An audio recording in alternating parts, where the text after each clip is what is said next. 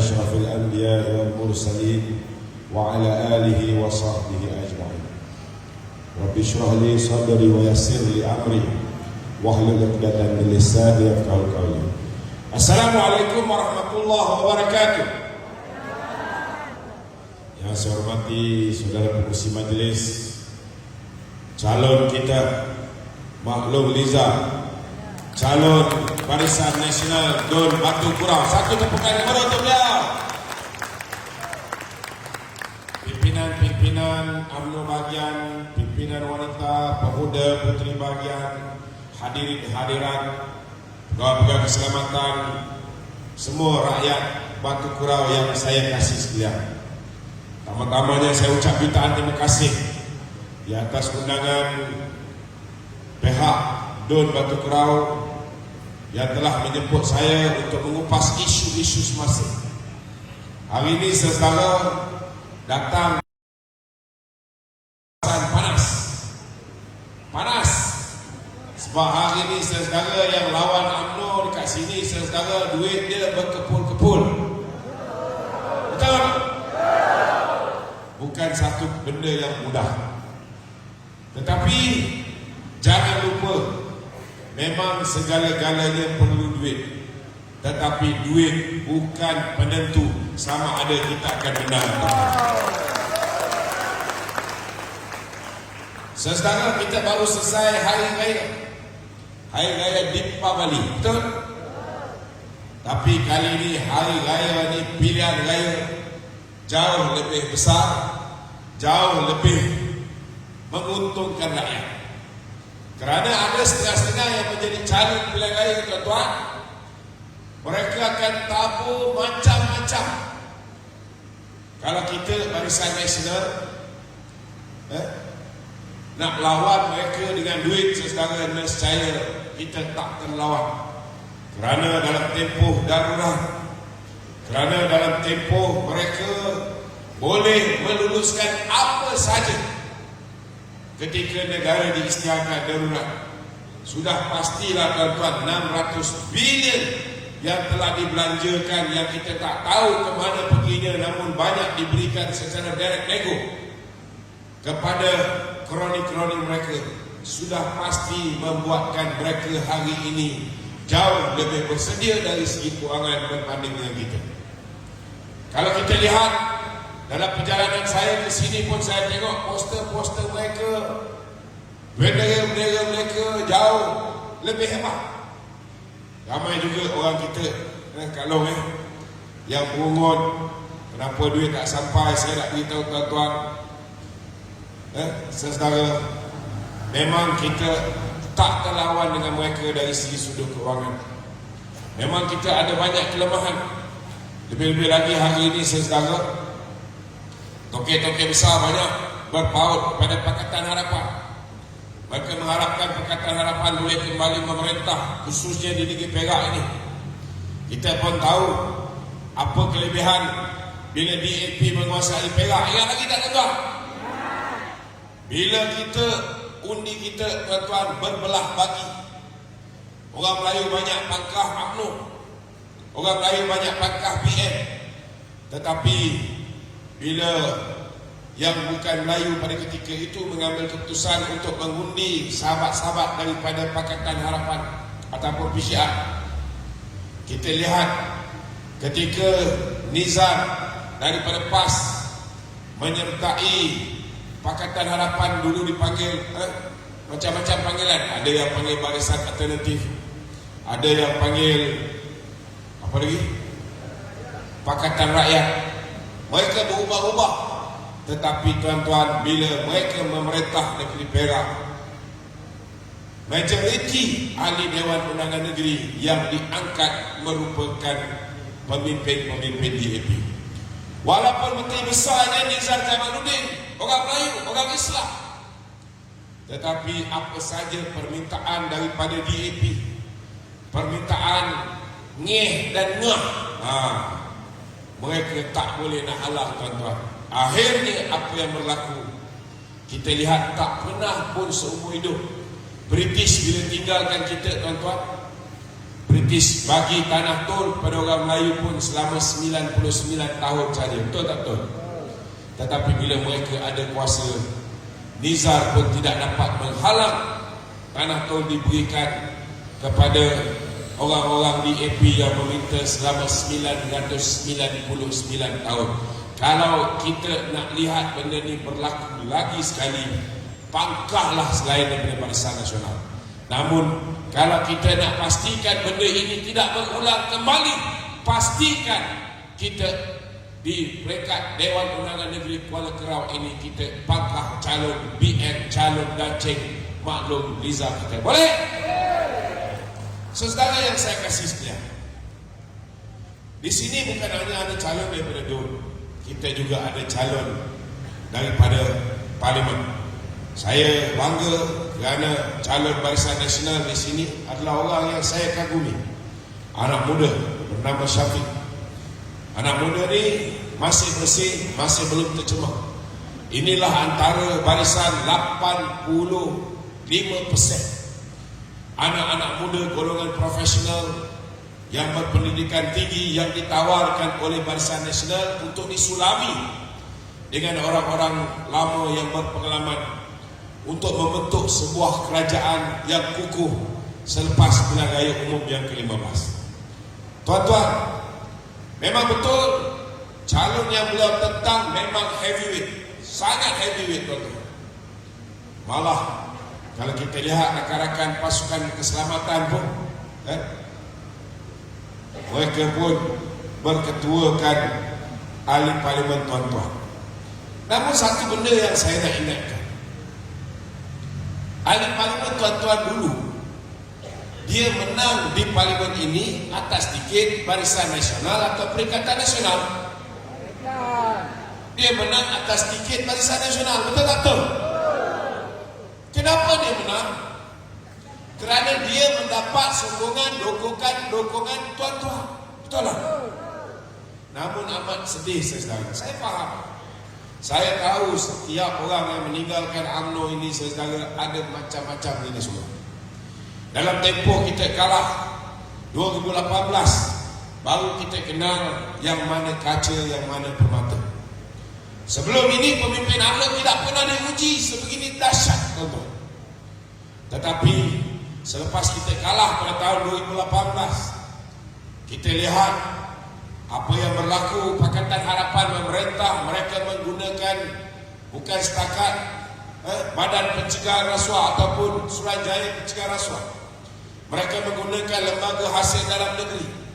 Mereka menggunakan semua pasukan-pasukan penguat kuasa yang ada untuk mereka memberikan tekanan kepada pemimpin-pemimpin UMNO. Tak semua pemimpin UMNO ini saudara tabah. Tidak semua pemimpin UMNO sanggup berlawan dengan Tun Dr. Mahathir. Saya masih ingat mula-mula dulu saudara, terkontang kanting saya dengan beberapa orang turun ke jalanan menentang Tun Dr. Mahathir. Kawan-kawan kita bila kalah saja pilihan raya, bertanding MT UMNO pun tak ada. Dia bagi laluan orang. Ada setengah-setengah tu saudara dah ada jawatan tinggi dalam parti, terus tak bertanding. Ada yang mengambil pendekatan bertanding di bahagian saja. Itu pun dah kira alhamdulillah. Tetapi amat menyayat hati tuan-tuan, bila mana mandat yang rakyat berikan supaya mereka ini menjadi wakil rakyat Barisan Nasional, apabila diugut dengan SPRM, apabila diugut dengan pihak kekuasaan, termasuklah lembaga hasil dalam negeri pemain peranan ketika itu sampai ni. Saya pun kena juga tuan-tuan.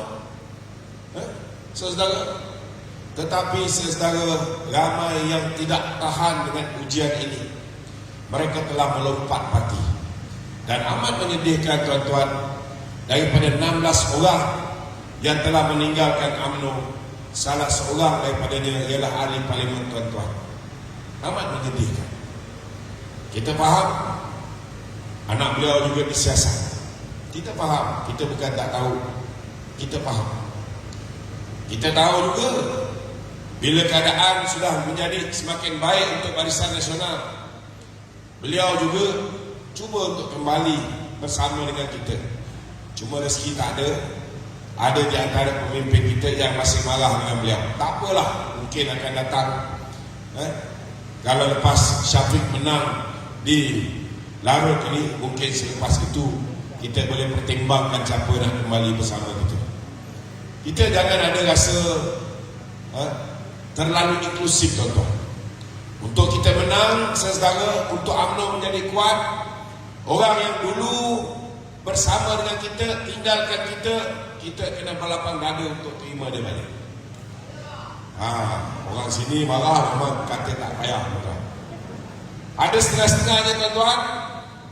Dulu dia belah sana, tetapi lepas dia menyedari bahawa hanya UMNO boleh jaga rakyat Malaysia berbilang kaum, orang Melayu, orang India, orang Cina, Kadazan, Dusun, Dayak, Lubawang, Iban, Murud, maka mereka pun kembali bersama dengan kita. Tetapi untuk kita menang juga, tuan-tuan, orang yang dulu atas pagar tak tahu nak pergi sini ke nak pergi sana, kita kena pastikan mereka solid bersama dengan kita. Betul tak, tuan-tuan? Ini penting. Ini penting. Cuma saudara yang kita sedih, ada yang membantu musuh kita ini keterlaluan, sehingga kan memberikan tekanan kepada pemimpin-pemimpin kita. Sedangkan kita satu hari dulu berada di dalam satu pasukan.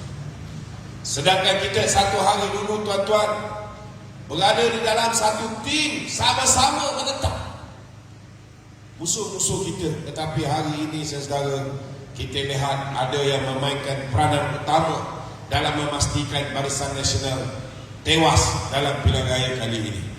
Namun saya yakin, saudara, apa juga pun bala, apa juga pun rintangan, apa juga pun taufan ribut yang bakal melanda, ahli-ahli UMNO, ahli BN tidak berganjak walau seinci sekalipun. Yang ini mereka lupa, tuan-tuan. Bila pemimpin kita diuji, ada yang masuk gua, tuan-tuan, tak keluar-keluar. Ada yang melompat. Ahli parlimen kita 16 orang lompat. Ahli Dewan Undangan Negeri di Perak pun ada yang melompat. Pada ketika itu, tuan-tuan, azab betul. Azab, memang azab. Ahli parlimen Barisan Nasional 79 orang. Kita kalah saja. Parti komponen BN 11 hilang. Lepas tu satu masuk balik, PBRS. Yang tinggal rakan-rakan setia kepada UMNO, iaitu MCA dan MIC. Satu tepukan gemuruh kepada mereka. Kemudian datang rakan kita PBRS. Alhamdulillah, tuan-tuan, rakan-rakan yang sebelum ini nak masuk BN, 8 parti, berpuluh tahun mereka tunggu. Hari ini buat kali pertama dalam pemilihan calon pilihan raya, kita namakan calon BN friendly daripada Makal Sakti bertanding di Nibu Tebang. Kita juga meletakkan calon daripada PCN bertanding dalam pilihan raya ini, dan beberapa orang wakil-wakil daripada BN friendly untuk turut bertanding mewakili Barisan Nasional. Saudara, walau apapun badai yang melanda kita, tuan-tuan, insya-Allah, mengikut apa yang saya lalui di bawah ini, saudara, insya-Allah, saudara, untuk Barisan Nasional di Semenanjung saja 80 kursi sudah ada di dalam tangan kita. Di Semenanjung saja. Di Sarawak kita tak bertanding, tetapi rakan lama kita yang dulu bersama di dalam Barisan Nasional, kalau kita kekalkan mereka dalam BN, gelombang Sarawak for Sarawakian mungkin akan menyebabkan mereka mendapat rintangan di Sarawak. Maka mereka mengambil keputusan untuk menubuhkan parti baru yang dipanggil GPS. Di sana GPS sahabat kita. Kita tak bertanding, kita membantu kawan-kawan GPS. GPS insya-Allah, tuan-tuan, boleh menyumbang antara 25 hingga 28 kursi insya-Allah. Kita 80 paling kurang. Kalau bagus sikit boleh pergi sampai 97. Kita tolak tepi 97, kita pegang yang paling sikit 80 campur 25, kita sudah ada 105. Di Sabah pula. Di Sabah, saudara, kita bagi dua dengan GPS. Kali ini Perikatan Nasional Datuk Seri Haji Ji daripada Bersatu. Di Sabah mereka bertanding atas tiket GRS. Jadi mereka sudah ada kesepakatan di antara Haji Ji dan juga Datuk Bong Mokhtar. Mereka berpakat separuh BN bertanding, separuh GRS bertanding. Dan kalau siapa juga yang memerintah di Semenanjung ini, khususnya BN, maka mereka akan membantu. Di Sabah kita boleh dapat sekurang-kurangnya tuan-tuan 15 kursi insya-Allah. Maknanya 120 hari ini dalam tangan, dan mungkin kalau kita kerja lebih, kalau misalnya Larut boleh menyumbang 1 kursi untuk kita angkat seorang Perdana Menteri daripada UMNO menjadi Perdana Menteri, insya-Allah tuan-tuan, negara ini akan kembali stabil. Saudara yang saya kasih sekalian, kita hari ini masalah kita orang muda. Orang muda tuan-tuan sama macam orang muda tahun 2018. Ada setengah-setengah lagi mengatakan bahawa kita rindu zaman tu tahun 2018. Ingat lagi tuan-tuan, inilah bala yang telah menyebabkan kita hilang kerajaan pada tahun 2018. Kalau orang macam saya tak berapa muda, saya dah 49 tahun tuan-tuan, dah nak masuk setengah abad. Kita tahu apa yang berlaku zaman Mahathir. Malah tuan-tuan, ketika Mahathir memerintah, saya sempat diberi peluang untuk duduk dalam lokap sebanyak 8 kali. ASA pernah berasa 2 kali. Kali pertama 2 bulan, kali kedua khususnya kepanjang sikit 2 tahun 2 bulan. Kita tahu perangai Mahathir macam mana. Malah kalau orang lama masih ingat, Mahathir dikenali sebagai Maha Zalim dan Maha. Tapi orang muda tahun 2018 tuan-tuan, mereka tidak tahu. Mereka nampak daripada luaran. Kerana ketika Mahathir memerintah 22 tahun tidak ada internet. Betul tak? Tak ada internet. Orang cuma nampak kehebatan benda yang dia buat. Apa contohnya? Orang nampak KLCC. KLCC ni mereka nampak ini mercukana, bangunan berkembang tertinggi di dunia satu ketika dahulu. Tuan-tuan, yang orang tak tahu bahawa bangunan itu dibina sebagai tanda cinta Mahathir kepada Siti Hasmah. Itu yang huruf H, tuan-tuan. Yang orang tak tahu, yang tidak ada dalam buku, ialah untuk projek membina ini pun tuan-tuan, Mahathir bagi Siti Hasmah pilih. Dan Siti Hasmah pilih kroni dia satu Jepun bina satu bangunan, satu lagi daripada Korea membina satu bangunan. Ramai orang tak tahu bahawa marble, tiles, anak-anak dia yang dapat supply. Ramai orang tak tahu bahawa perabot-perabot di dalam Petronas itu kebanyakannya dibekalkan oleh Upright. Upright ini saudara, syarikat milik Mirzan Mahdi pada ketika itu. Mirzan kenyang, Muklis kenyang, Marina kenyang, Mohzani kenyang. Semua tak keluar dalam internet kerana masa itu belum ada internet. Kalau nak tahu lebih detail, panggil Ruslan Latif, bekas semangat 46. Dia kaji bab benda ni tuan-tuan, detail dia boleh bagi penerangan pada tuan-tuan. Ramai orang kata Mahathir berjaya meletakkan nama Malaysia di persada dunia dengan pembinaan sepang sakit Formula 1. Betul. Betul. Tapi orang tak tahu ianya dibina kerana nafsu serakah Mohzani Mahathir yang suka dengan sukan lumba kereta berkuasa tinggi ini. Itu sebab Mohzani diangkat menjadi pengurusi sepang sakit Formula 1. Yang rakyat tidak tahu tuan-tuan, tiap-tiap tahun kerajaan kena subsidi 300 juta untuk membiayai tiket Formula 1 ni tuan-tuan. Untuk membiayai. Rugi sebab tiket ni terlalu mahal. Tiket Formula 1 terlalu mahal tuan-tuan. Hanya boleh jual 20%. Sehingga kerajaan nak maintain sebang sirkuit Formula 1 tiap-tiap tahun kena belanja 300 juta ringgit. Datang Datuk Seri Najib, dia buat pemikiran di luar kotak.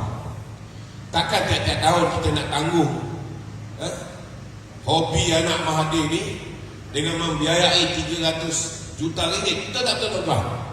Lebih baik kita bagi anak-anak orang miskin. Betul tak? Maka Datuk Najib pun mengilhamkan, apa kata kita tukar daripada sepang sirkuit Formula 1 tukar kepada MotoGP, lumba motor. Bila tukar kepada lumba motor, anak-anak muda tuan-tuan gembira, suka. Bila anak muda suka lumba motor GP, tiket GP motor ini boleh jual 80%. Bukan setakat kerajaan tak payah lagi tampung top up 300 juta setiap tahun. Tuan-tuan, MotoGP akhirnya menyumbang pendapatan kepada negara. Ini menyebabkan Mahathir lagi marah kepada Datuk Seri Najib Tun Razak. Banyak lagi lah sekarang, termasuklah Putrajaya tu.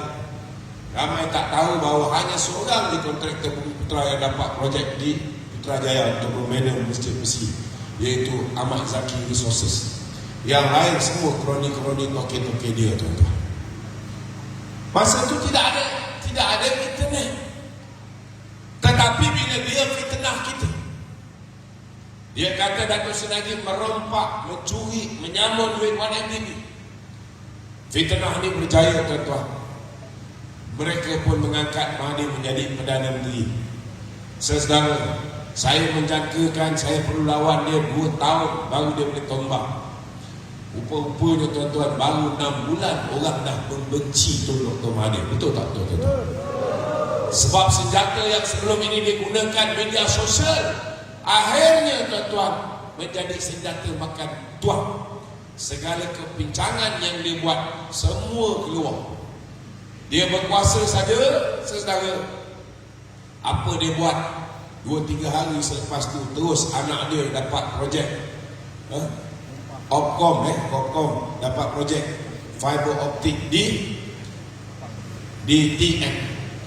Yang berada tuan-tuan, TM terpaksa menjual bangunan-bangunan dia. 3 bulan selepas itu anak dia lagi, Mirzan Mahathir, salah seorang board of director Petron di Manila sana. Petron tuan-tuan mendapat projek. Kalau dulu saudara, Petron ini saudara yang dapat projek membekalkan diesel dan petrol untuk kenderaan kerajaan hanya Petronas. Adalah sikit dapat kat Shell. Tetapi saudara, zaman Mahathir, Petron dapat lebih daripada Petronas. Tetapi mereka jarah daripada Petronas lebih daripada apa yang sumbangan dividen yang diberikan zaman kerajaan Barisan Nasional. Tuan-tuan, satu persatu terbongkar. Dan bila dia tuan-tuan hanya memenangi 13 kursi, Anwar ada 49 kursi, patut Anwar jadi Perdana Menteri. Tapi disebabkan DAP tuan-tuan tahu kalau bagi undi ke Anwar jadi Perdana Menteri, Anwar belum tentu boleh dengar cakap DAP. Kadang-kadang dia akan lawan juga. Tetapi kalau bagi seorang yang hanya ada 13 kursi untuk jadi Perdana Menteri, DAP boleh pegang telur Mahathir tuan-tuan.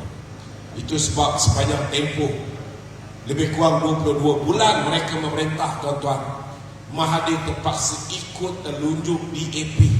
Sehingga akhirnya dia pun tak tahan. Dia arahkan, termasuklah ahli parlimen tuan-tuan ini, termasuklah Azmin Ali, termasuklah Muhyiddin Yassin, untuk berbaik dengan orang UMNO, berbaik dengan orang PAS, untuk buat kerajaan dengan UMNO dan PAS. Cuma last minute, mula-mula dia kata dia nak buat kerajaan Bumi Putra, maka UMNO dan PAS sokong untuk Mahathir menjadi Perdana Menteri. Tiba-tiba bila sampai istana, baru orang istana beritahu sebenarnya Tun Dr. Mahathir dah menipu. Tun Dr. Mahathir nak wujudkan unity government di mana dalam itu bukan hanya ada UMNO, bukan hanya ada PAS, bukan hanya ada Bersatu, dalam itu pun ada DAP, PCR dan lain-lain. Dan ini menyebabkan saudara UMNO tarik handbrake, PAS pun tarik handbrake ketika itu. Kita tak mengundi Tun Mahathir untuk menjadi Perdana Menteri. Dia dapat lebih kurang 65 undi saja.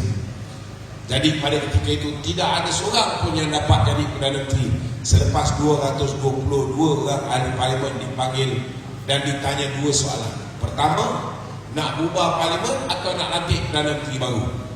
Ahli parlimen PAS dan UMNO, kita fokus kita nak ubah parlimen.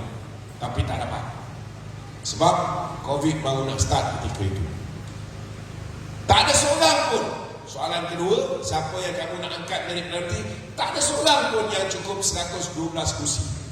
Jadi akhirnya untuk mengelakkan daripada pilihan raya berlaku, baginda yang di Pertuan Agong tuan-tuan memutuskan supaya ketua-ketua parti berpakat dan tubuhkan kerajaan campuran. Sekali lagi tuan-tuan, musuh-musuh politik berpakat. Bila musuh-musuh politik berpakat tuan-tuan, apa yang berlaku zaman PH berlaku juga zaman Perikatan Nasional. Mereka musuh-musuh yang berpakat umpama tidur satu bantal, mimpi lain-lain. UMNO agenda dia lain, Bersatu agendanya lain, PAS agendanya lain, tapi tidur satu bantal. UMNO dan PAS tak ada banyak masalah. Masing-masing agenda Islam dia jelas. Tetapi tuan-tuan, Bersatu sesaudara, bila dia ada kuasa, dia nak pastikan pilihan raya akan datang, dia akan memerintah balik. Cara dia buat, dia bully kita. Duit UMNO disekat, walaupun mahkamah 3 kali arahkan supaya dipulangkan balik duit UMNO. Macam-macam dia buat. Apa? Dia buat appeal, sehingga akhirnya alhamdulillah dapat balik duit UMNO. Di Sabah, dia minta kita supaya kerjasama dengan kita, supaya jangan BN go solo, bagi 2 kursi dan bagi 2 kursi sekerat jalan tuan-tuan, dia tikam belakang kita, dia ambil parti lain masuk dalam Perikatan Nasional. Akhirnya dia bertanding lebih banyak daripada kita. Itu pun tuan-tuan, BN menang lebih banyak daripada Bersatu, tapi Bersatu juga diangkat menjadi Ketua Menteri di Sabah. Macam-macam lagi yang berlaku tuan-tuan. Kalau nak cerita 3 hari 3 malam, tak habis tuan-tuan. Tetapi hari ini anak-anak muda ni tak tahu benda ni. Yang ini yang paling bahaya tuan-tuan. Yang ini yang tuan-tuan kena bagi ingat, kena beritahu. Dulu kakak kau pun sama juga, tak pernah hidup zaman Mahathir, tapi dia duk ratib, kami rindu zaman Tun. Ingat lagi tuan-tuan, bila Tun janji nak menunaikan 60 janji, mereka percaya bahawa janji-janji itu mampu untuk dilaksanakan. Siapa tak percaya? Saya nak beritahu tuan-tuan, Mahathir ni pernah jadi Perdana Menteri 22 tahun, betul tak betul? Dan dia pernah jadi Presiden UMNO 22 tahun. Seorang yang sangat berpengalaman. Kalau dia berjanji, sudah pastilah dia tahu implikasi kewangan dia, betul tak? Sudah pastilah dia tahu bahawa janji itu mampu untuk ditunaikan. Tapi lepas pilihan raya, kita tanya dengan dia, apa jadi dengan janji-janji Pakatan Harapan? Apa Mahathir jawab tuan? Dia kata manifesto bukan kitab suci, gulak dah. Lepas tu kita tanya Wan Saiful Wanjan, antara orang yang menulis manifesto ni, Bersatu juga. Kita tanya dengan dia, apa jadi? Apa jadi? Apa jadi dengan janji nak hapuskan pinjaman PTPTN? Dia cakap masa kita berjanji ni, kita tak sangka kita boleh menang pilihan raya. Maknanya apa tuan-tuan? Maknanya masa dia berjanji, dia tahu dia tak boleh buat, tetapi dia tipu kita. Betul? Kemudian kita tanya dengan pemimpin-pemimpin lain, kenapa tak hapuskan Tun? Dia kata masa kita berjanji, Kita tak tahu nak hapuskan tol menelan belanja 380 bilion ringgit, 380 ribu juta ringgit. Kalau pakai kalkulator pun tak boleh. Tak boleh kira, kosong dia tuan-tuan. Habis tu saya cakap, kenapa kamu berjanji kalau dah tahu? Macam tu punya banyak. Dia kata kita tak tahu. Mana mungkin tak tahu? Bapa tol negara, orang yang memperkenalkan tol kat Malaysia ni siapa tuan-tuan? Mahathir. Siapa pengurusi Pakatan Harapan? Mahathir. Kalaulah mereka buat janji, masakan pengurusi Pakatan Harapan tidak tahu? Saudara, tapi ramai yang termakan dengan janji ini. Lepas pilihan raya, satu-satunya janji yang mereka tunaikan, mereka hapuskan GST. Dan akibat daripada penghapusan GST ini tuan-tuan, negara kehilangan sekurang-kurangnya 30 bilion setahun. Lagi besar saiz ekonomi kita, lagi banyak kita hilang. Akhirnya bukan janji tak ditunaikan. Apa yang dulu Datuk Seri Najib bagi, macam-macam bantuan awal persekolahan, bantuan BRIP, bantuan untuk nelayan, pesawat padi, pekebun kecil, pelore getah, satu persatu ditarik balik. Betul tak betul tuan-tuan? Kita kena ingatkan anak muda hari ini. Kenapa saya kata begitu? Kerana hari ini anak muda ni, generasi TikTok ni, malam ni kita live bukan hanya di Facebook, kita live di YouTube, kita live juga di TikTok. Generasi TikTok yang tak tahu macam mana peritnya hidup zaman Mahathir, macam mana peritnya hidup zaman Muhyiddin Yassin, dan ramai yang tak kenal pembohong nombor satu negara, iaitu Anwar Ibrahim. Mereka perlu tuan-tuan ingatkan. Saya nak beritahu saudara apa jadi bila kita silap mengundi tahun 2018. Bila kita silap mengundi pada tahun 2018 tuan-tuan, kedudukan Islam sebagai agama resmi hancur tuan-tuan. Ingat lagi saudara, sampaikan teori Ching daripada DAP, wujudkan satu pasukan mata pelajaran agama Islam di sekolah pun dia nak rombak, dan dia latih task force bukan beragama Islam untuk menentukan silibus mata pelajaran agama Islam anak-anak kita. Boleh kita biarkan benda ini berlaku? Tak boleh. Saudara, kita lihat mereka mempertikaikan tentang JAKIM, mereka mempertikaikan macam-macam tentang hak orang Islam, sehingga kan tabung haji yang selama hari ini diurus oleh orang Melayu, orang Islam, aset tabung haji akhirnya tuan-tuan lebih kurang 19 bilion telah diletakkan di dalam sebuah syarikat Special Vehicle Company yang dikuasai oleh kroni Lim Guan Eng tuan-tuan. Akhirnya bukan Islam yang menjaga kepentingan orang lain. Saudara, bila mereka memerintah, kita lihat memang Mahathir memang ada pengalaman 22 tahun. Tetapi tuan-tuan, yang menyebabkan Mahathir dilihat hebat kerana pada ketika dia memerintah, dia di dalam UMNO. Jadi menteri-menteri kabinet dia ialah orang UMNO yang berpengalaman, orang UMNO yang tahu buat kerja, orang UMNO yang tahu memerintah negara. Betul tak betul tuan-tuan? Itu sebab zaman dia memerintah, walaupun dia bagi kroni dia kaya, walaupun dia kayakan Syed Mokhtar Al-Bukhari, Lim Gotong, dia kayakan Tan Sri Arumugam, dia kayakan Vincent Tan, dia kayakan Tan Sri Ting Pek King, dia kayakan macam-macam orang. Tetapi rakyat Malaysia juga masih boleh hidup sebab ramai pemimpin Barisan Nasional juga turut menjaga rakyat. Betul tak betul tuan-tuan? Tapi bila tukar kerajaan, bila Mahathir menjadi ketua kerajaan, tetapi kelilingnya Menteri Kewangan Lim Guan Eng, Menteri Komunikasi Gobin Sing Liu, anak Karpal Sing, Menteri Pertahanan Mat Sabu. Mat Sabu ni tuan-tuan, kerja dia memasak, tiba-tiba dibagi peluang menjadi Menteri Pertahanan. Saya nak beritahu tuan-tuan, ini baginda Tuanku Sultan Johor cerita. Dia kata Mat Sabu, Datuk dia bila dia pergi ke Brunei Darussalam. Bila dia pergi ke Brunei Darussalam, dia offer kat baginda tuanku Sultan Brunei. Dia kata, tuanku, kalau tuanku nak Patik masak untuk tuanku, Patik boleh duduk lagi 2-3 hari. Ini Menteri Pertahanan ni. Tuan-tuan, kita hantar dia pergi sana untuk urusan Kementerian Pertahanan. Apa kejadah dia nak memasak untuk tuanku? Sultan Brunei ada 300 orang tukang masak kedah. 300 orang. Jadi saudara, orang yang paling bersih, orang anak muda belum sempat terpaling rasuah macam saudara Syafiq.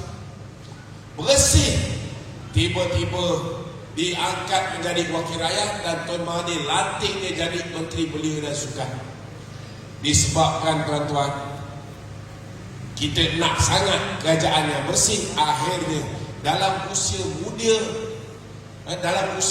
dan sebagai Presiden muda, hari ini tuan-tuan, Syed Saddiq sudah diangkat menjadi ikon anak muda yang bergelumang dengan rasuah. Duit yang patut masuk dalam akaun persatuan-persatuan belia diseleweng oleh Syed Saddiq, akhirnya masuk dalam akaun BSN dia, tuan-tuan. Ini apa yang berlaku? Apa jadi dengan ekonomi kita? Langsung tuan-tuan, jahanam. Sebab walaupun Perdana Menteri dia bagus, ada pengalaman, sesedara Menteri Kabinet dia digelar oleh rakyat sebagai Menteri Kabinet cap apa? Cap apa? Saya tak dengar. Cap apa? Cap ayam. Cap ayam. Ini bukan saya cakap, rakyat cakap. Betul tak tu? Tuan-tuan, kawan-kawan kita yang Cina, yang India ni, mereka mengundi Pakatan Harapan kenapa? Mereka nak sebuah kerajaan yang lebih baik, yang mengamalkan good governance, sebuah kerajaan yang kononnya telus tak mengamalkan rasuah. Yang Melayu pun ada juga yang kelas menengah ni, yang kononnya cerdik pandai, tuan-tuan, yang kena tipu dengan dia orang ni, tuan-tuan. Bukan kecil-kecil anak, bukan SRP, bukan hanya ada SPM, bukan hanya ada MCE, tuan-tuan. Ada yang ada diploma, ada yang ada degree, ada yang ada masters, tapi ramai juga yang PhD, tuan-tuan. Tapi bila datang 2018, tuan-tuan, bodoh tu tinggi lagi daripada ilmu yang dia orang ada. Sebab apa? Sebab bila Mahathir kata negara di bawah pemerintahan Datuk Seri Najib sedang menuju kehancuran, sedang menuju ke arah sebuah negara yang bankrupt, tuan-tuan, yang cerdik-cerdik, lawyer, doktor, profesor, cikgu-cikgu sekolah. Ada juga cikgu-cikgu sekolah ni, tuan-tuan, masa tu, aduh, jenuh saya nak menjawab, tuan-tuan. Mereka betul-betul kuat dengan Pakatan Harapan. Lepas pilihan raya, bila ada cikgu-cikgu sekolah, sebahagian daripada mereka tu dah kena getah ni, baru nampak ada perubahan. Tapi sekarang ni dah mula nak start balik ni. Betul tak tu? Itu sebab kita kena betul-betul bantu anak-anak kita. Saya nak beritahu tuan-tuan, kalau mereka guna otak mereka yang waras pada ketika itu, kita tak azab macam hari ini. Apa mereka kata ketika itu? Dia kata kita hutang negara dah berada di dalam keadaan kritikal. Bila-bila masa kita boleh bankrupt. Tuan-tuan, tahun 2017, saya nak beritahu saudara apa yang Datuk Seri Najib buat. Gandingan antara Datuk Najib dengan Datuk Zahid, tuan-tuan, telah berjaya menurunkan kadar hutang negara kita. Tahun 2015, kadar hutang kita 54% lebih.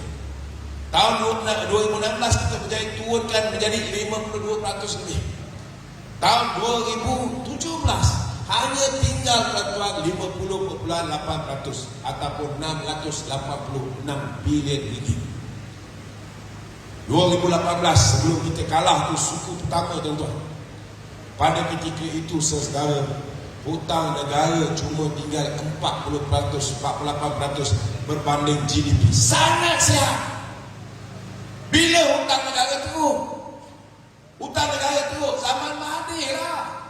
1986. Ketika itu hutang kita 103.4% berbanding dengan GDP kita, berbanding dengan keluaran negara kasar kita.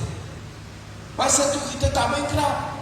Bagaimana zaman Datuk Seri Najib hanya tinggal 48%, kita boleh bankrupt. Tapi anak-anak muda kita ketika itu tak nak cek, tak nak tabayun. Mereka boleh cek dengan website Bank Negara Malaysia, mereka boleh cek dengan website World Bank. Tapi mereka tak guna otak mereka yang pandai ketika itu, tuan-tuan. Ada yang kata pula, memang betul hutang kita rendah, tetapi dalam masa yang sama pendapatan kita pun rendah. Rendah ke jadah ni?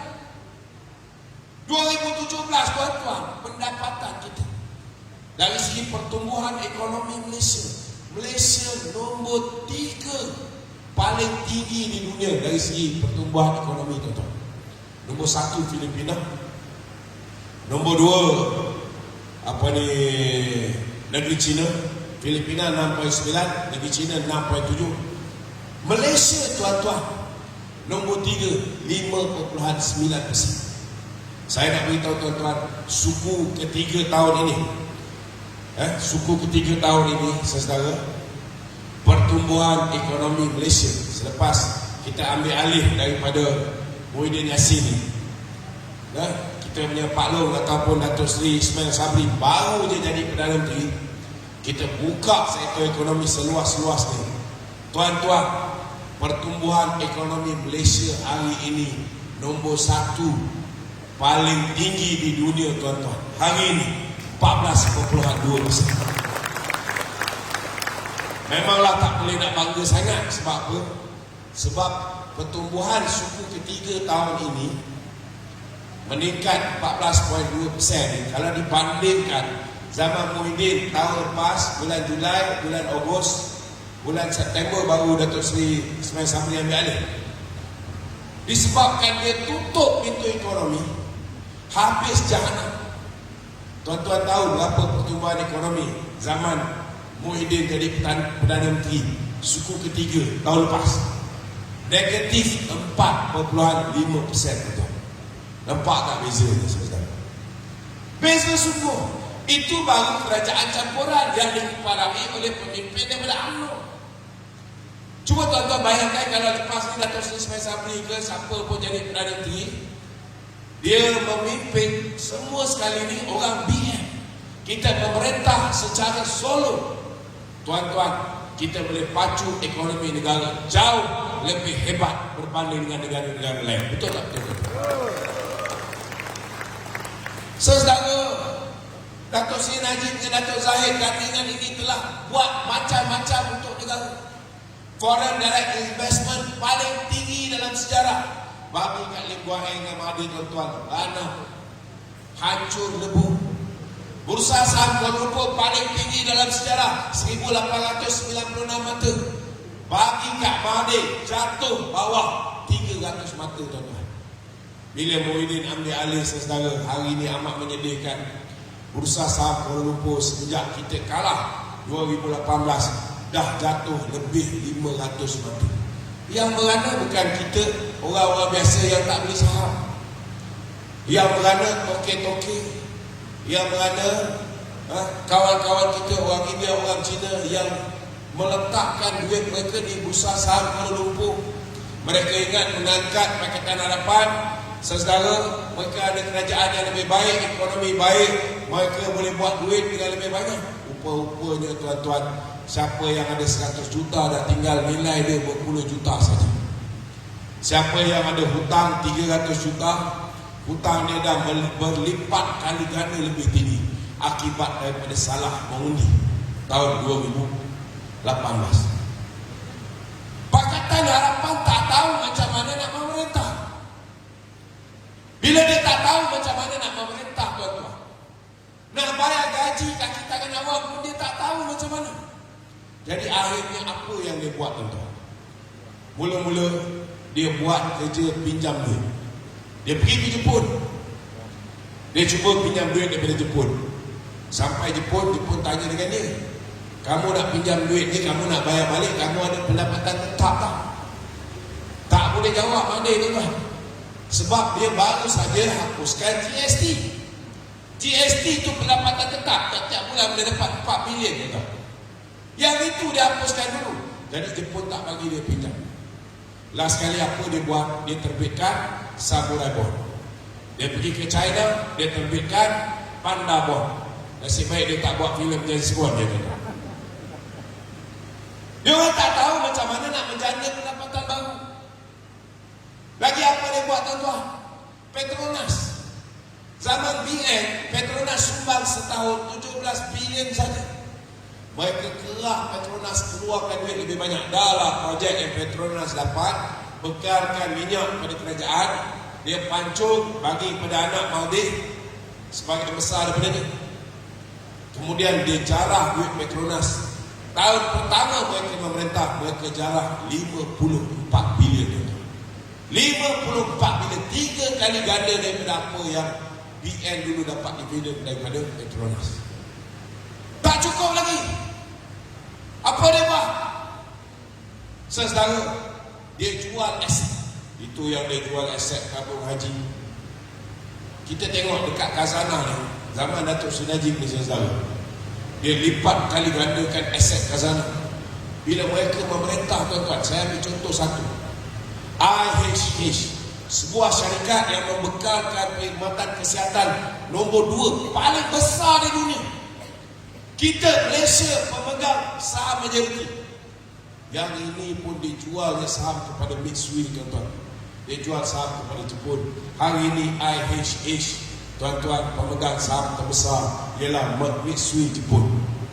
Apa yang Malaysia dapat? Malaysia tak dapat apa-apa. Cuma Mahathir diberikan anugerah oleh universiti di Jepun. Itu je tuan-tuan. Saudara, banyak lagi kerosakan yang mereka bawa. Kalau saya nak cerita 7 hari 7 malam. Semua perjanjian yang dibuat zaman pemerintahan Barisan Nasional, mereka batalkan. Bila dia batalkan tuan-tuan, lepas ni kalau mereka memerintah balik, tuan-tuan rasa ada tak pelabur nak datang melabur kat dalam negara ni, mengetahui bahawa ini kerajaan tak tahu menghormati, tidak tahu menghormati perjanjian yang dibuat oleh kerajaan terdahulu. Mereka takkan datang ke Malaysia. Saudara, ECRL, saya nak beritahu tuan-tuan, ECRL ini mengikut kajian kami di Kementerian Kewangan. Saya sebagai pengarah komunikasi Kementerian Kewangan dulu. Kalau dibuat ECRL ini, ianya boleh meningkatkan pertumbuhan ekonomi negara sebanyak 1.5%. 2017 pertumbuhan ekonomi kita nombor 3 terbaik di dunia, iaitu 5.9%. Campur 1.5%, kita akan ada 7.4%. Kita boleh bangga tuan-tuan. Zaman Datuk Seri Najib tuan-tuan, 3 kali pertumbuhan ekonomi Malaysia. Kita potong pertumbuhan ekonomi Singapura tuan-tuan. Kalah Singapura dengan kita. Tapi hari ini saudara amat menyedihkan. Bukan kita kalah dengan Singapura. Hari ini kita dengan Indonesia pun kita kalah. Betul tak betul tuan-tuan? Kita lihat saudara, bila silap pangkah pada tahun 2018, kita umum dulu nak buat high speed rail. Betul tak? High speed rail ni kereta api laju. Nak pergi Singapura makan masa 1.5 jam je. Apa kelebihan high speed rail ni? Ramai orang tanya, yang kau sibuk pasal high speed rail ni pasal apa? Nak suruh orang pergi jalan pergi Singapura nak buat apa? Yang dia orang tak faham ni, Malaysia ni negara besar, Singapura tu negara kecil. Tapi agak-agak tuan-tuan, pelancong banyak pergi Singapura ke banyak pergi Malaysia? Tuan-tuan, pelancong lebih banyak pergi Singapura. Singapura kecil tu, pelancong lagi banyak pergi Singapura. Sebab apa pelancong pergi Singapura? Kebanyakan mereka bukan pelancong nak pergi jalan makan angin. Adalah yang nak pergi jalan makan angin, tetapi kebanyakan mereka adalah pedagang-pedagang. Kenapa mereka nak pergi Singapura? Kerana Singapura ni pelabuhan nombor 2, nombor 3 terbesar di dunia dari segi jumlah kontainer. Jadi dia orang pergi sana untuk business meeting. Bila orang berniaga ni tuan-tuan, Matlamat dia kurangkan kos, tingkatkan keuntungan. Betul tak betul? Orang biaga pasar malam pun sama juga. Kurangkan kos, tingkatkan keuntungan. Kalau dia buat goreng pisang, minyak tu dia goreng banyak kali. Betul tak betul? Ini realiti. Jadi tuan-tuan, kalau dia landing di Changi Airport nak pergi meeting, daripada airport pergi ke hotel, dia kena bayar pakai $1 3 kali ganda lebih mahal daripada Malaysia. Dia tidur hotel 3 kali ganda lebih mahal daripada Malaysia. Dah duduk kat Singapore, makan 3 kali ganda lebih mahal daripada Malaysia. Betul? Kalau dia nak shopping tuan-tuan, 3 kali ganda lagi mahal daripada Malaysia, kecuali barang-barang elektronik, handphone dan sebagainya. Sana murah sikit. Kalau dia nak balik, dia nak bawa buat tangan, mesti dia kena beli bawa balik. Betul lah. Sana pun 3 kali ganda lebih mahal daripada Malaysia. Tuan-tuan, kalau kita buat high speed rail ni 1.5 jam boleh sampai Singapura. Orang tak pergi landing di Changi Airport, orang akan landing di KLIA. KLIA naik ERL sampai Kuala Lumpur, murah. Tidur hotel Kuala Lumpur, murah. Malam makan di Kuala Lumpur, murah. Betul tak? Seafood ke apa ke, macam-macam ada kat Kuala Lumpur, Jalan Alor dan sebagainya. Semua murah. Sesetara. Kalau nak balik besok pagi, nak pergi ke meeting, 7 pagi dia push pergi ke Singapore, atau pukul 8 dah dia pergi ke Singapore, 9.30 dia dah sampai. Pukul 10 meeting, pukul 5 petang dah habis meeting. Dia nak beli handphone, dia beli kat Singapore. Kalau dia nak beli barang buat tangan untuk anak-anak, lebih baik dia shopping di Mid Valley. Betul tak betul? Lebih baik dia shopping di Kuala Lumpur, di Pavilion ada, KLCC ada, macam-macam. Pada ketika itu tuan-tuan, Malaysia adalah destinasi membeli belah nombor 4 paling popular di dunia. Paris pun kalah dengan besar. Pada ketika itu, belum lagi kita buat high speed rail ni. Jadi tuan-tuan, kalau mereka landing di Kuala Lumpur kerana ada high speed rail ni, lebih jimat mereka berbelanja di Kuala Lumpur, tinggal di Kuala Lumpur. Apa akan jadi pada ekonomi Malaysia? Tuan-tuan, hotel tak cukup, sentiasa penuh. Betul tak? Jadi kena bina lebih banyak hotel. Bila bina lebih banyak hotel, orang-orang kita akan ada peluang jual tanah dia berlipat kali ganda, automatik jadi seorang jutawan. Betul tak betul? Nombor 2, nak buat hotel kena ada arkitek. Arkitek kita akan dapat kerja. Nak buat hotel kena ada kontraktor. Takkan nak buat kontraktor daripada negeri China. Kontraktor Malaysia akan dapat kerja. Hardware akan dapat keuntungan.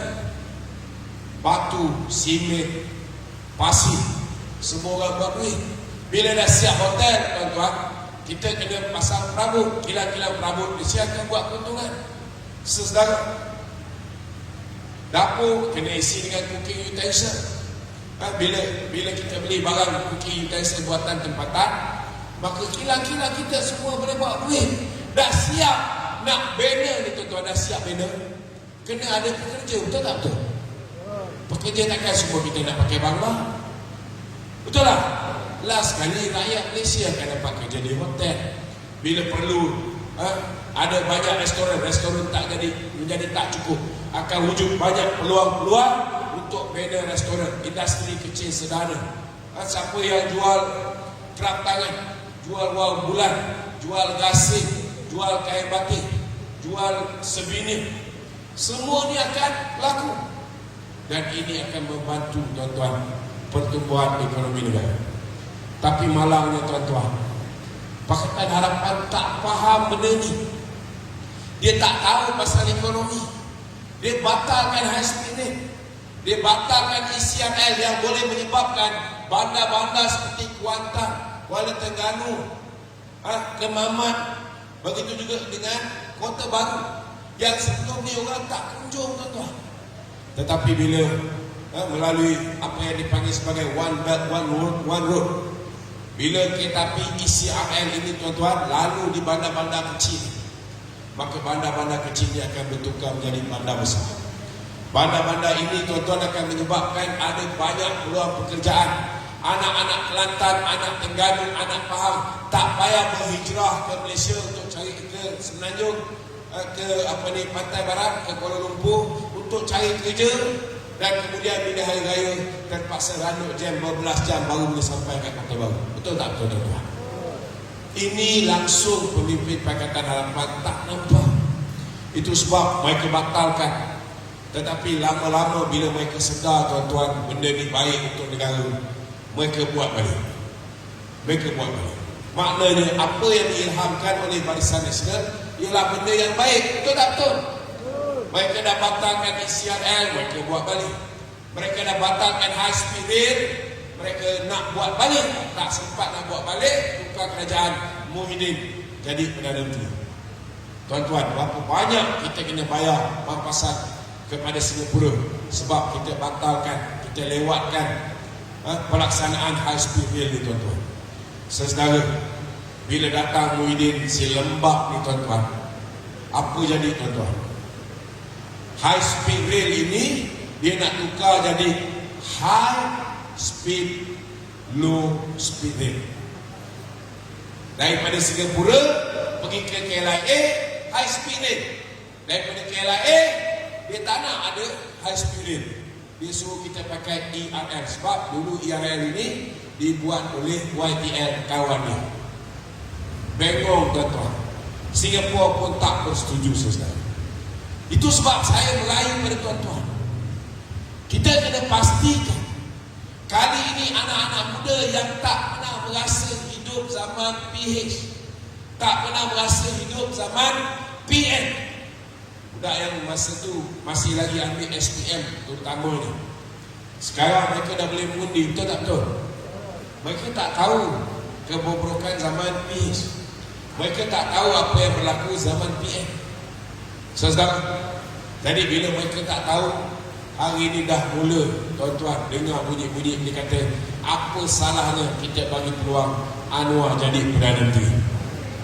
Dan amat mengejutkan, ada pula disebabkan anak-anak muda ni saudara diulur dengan duit-duit ini saudara, ada pula kata kami rindu zaman Abah. Oh, ini bahaya tuan-tuan. Sebab mereka nampak kenangan indah. Apa kenangan indah? Zaman Abah dulu mereka tak payah pergi sekolah, mereka belajar kat rumah. Betul tak betul? Yang dia tak tahu, ketika mereka tak payah pergi sekolah, belajar kat rumah, mak bapak pun tak boleh keluar cari rezeki. Mak bapak pun tak boleh cari rezeki yang sempurna untuk anak-anak, kecuali kalau mereka ni berada dalam sektor essential services. Betul tak betul tuan-tuan? Ramai orang sengsara.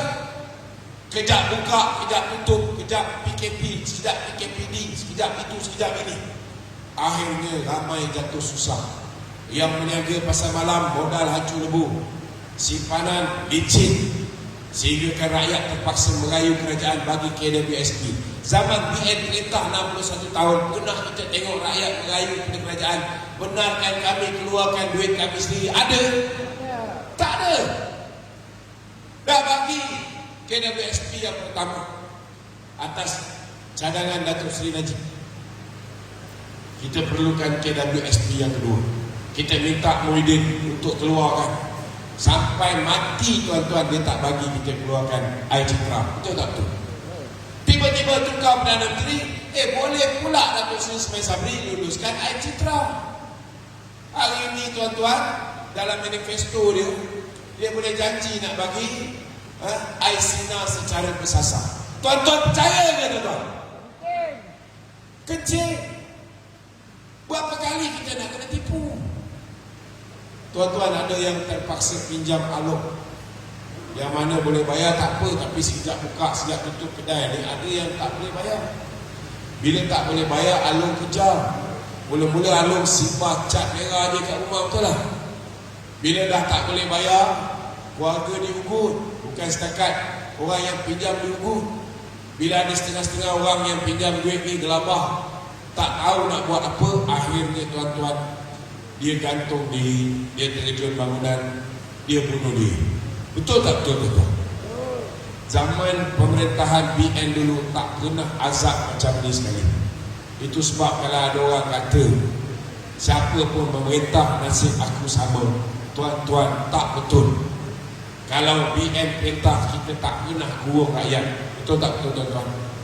Bila BN perintah, kedudukan agama Islam dijaga, kedudukan hak istimewa orang Melayu dijaga, kedudukan bahasa Malaysia sebagai bahasa kebangsaan dijaga, kedudukan raja-raja Melayu tak pernah berlaku dalam sejarah.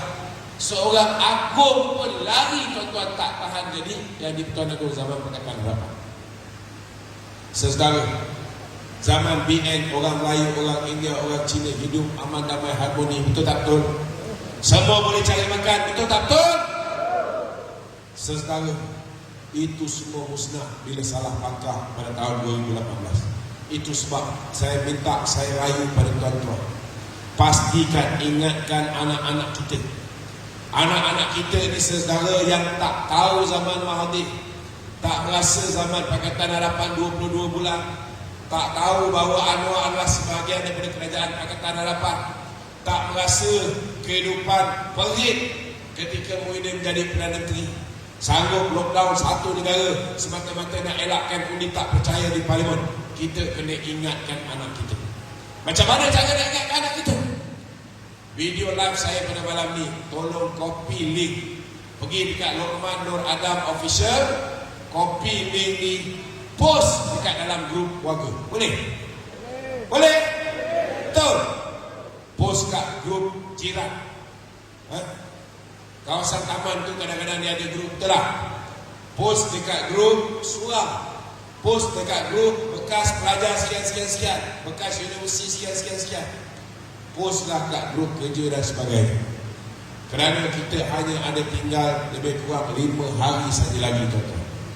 5 hari ini saudara amat-amat krusial, amat-amat penting.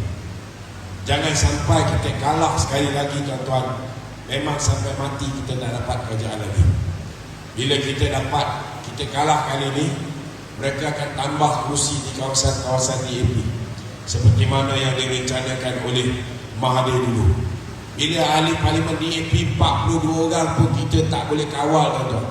Cuba bayangkan kalau tambah lagi 30 orang menjadi 72 orang. Macam mana kita nak kawal mereka saudara? Mereka akan pijak kepala kita. Mereka akan buat macam-macam sehingga kan hak-hak kita yang dah pun dipersetujui ketika kita menandatangani kontrak sosial dulu, semua akan diabaikan dan dilupakan. Jangan sampai benda ini berlaku tuan-tuan. Menyesal dulu pendapatan, menyesal kemudian tiada gunanya tuan-tuan.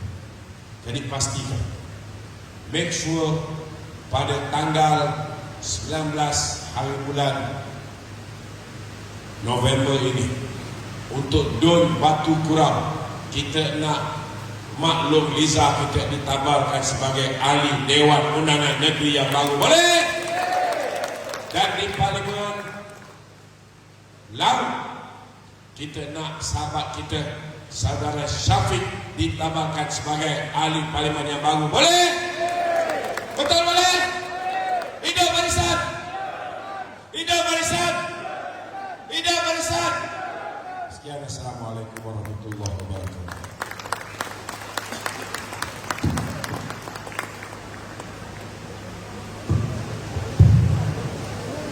Pihak majlis mengucapkan ribuan terima kasih kepada yang berbagai datuk yang telah pun memberi atau mengkupas isu-isu semasa dalam pembentukan kerajaan.